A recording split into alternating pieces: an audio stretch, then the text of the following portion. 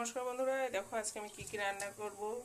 এই যে সর্ষে শাক, শীতের সর্ষে শাক, চাল কুমড়ো ঘন্ট কুমড়ো মাছের মাথা দিয়ে বেগুন ভাজা, আর এই যে লাউ পাতা আর ধনে পাতা ধুচ্ছি, এটা বাটা করব।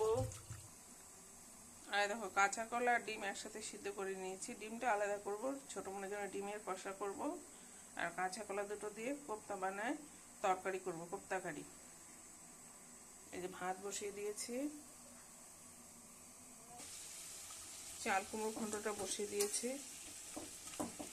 মাছের মাথাটা কালকে ভাজা ছিল, কাঁচা লঙ্কা জিরা জিরা ধনের গুঁড়ো দিচ্ছি, আর অল্প একটু জিরা ফোড়ন দিয়ে কাঁচা লঙ্কা গোটা কাঁচা লঙ্কা দিয়ে বসিয়ে দিয়েছি।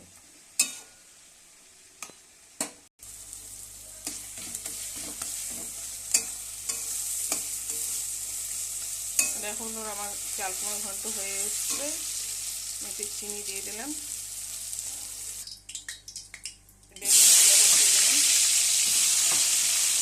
অল্প চিনি হলুদ আর একটু হলুদ লবণ মাখিয়ে নিয়েছি। দেখো বেগুন ভাজা হয়ে গেল, এখন ডিম আর আলুগুলো ভেজে নেব। এদিকে শাক কেটে নিচ্ছি, শাক এক কড়াইতে বসিয়ে দেবো।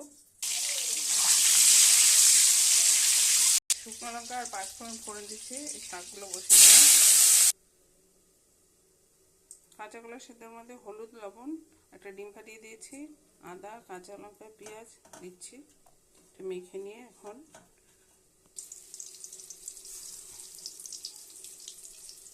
এই কটা তো বড়া হলো, আর আলাদা কি করব, ডিমের সাথে একসাথে করে নেব ঝাল ছাড়া।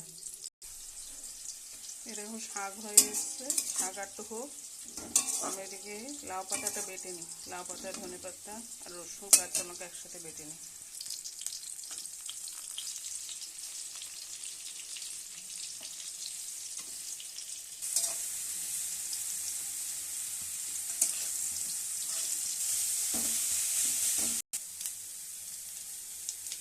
আদা রসুন পেঁয়াজ বাটা, জিরে বাটা, লবণ হলুদ লবণ কাশ্মীর লঙ্কার গুঁড়ো ধনের গুঁড়ো দিয়ে দিয়েছি।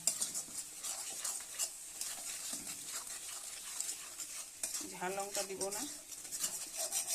এই দেখো আমার শাক হয়ে গেল, এখন এখানে লাউ পাতা বাটাটা বসিয়ে দেবো। এটা কষে গেছে, আমার ঝোল দিয়ে দিই। লাউ পাতাটা মিক্সিতে বেটে নিয়েছি, কটা গোটা কাঁচা লঙ্কা দিয়ে দিলাম, ঝাল কম দিয়েছি, এই কালো জিরা ফোড়ন দিয়েছি, এখন ছেড়ে দিই। বাটাতে অল্প চিনি দিয়ে দিলাম,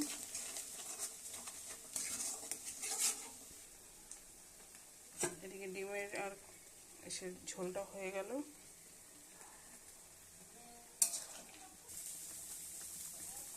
গরম মশলা দিয়ে দিলাম,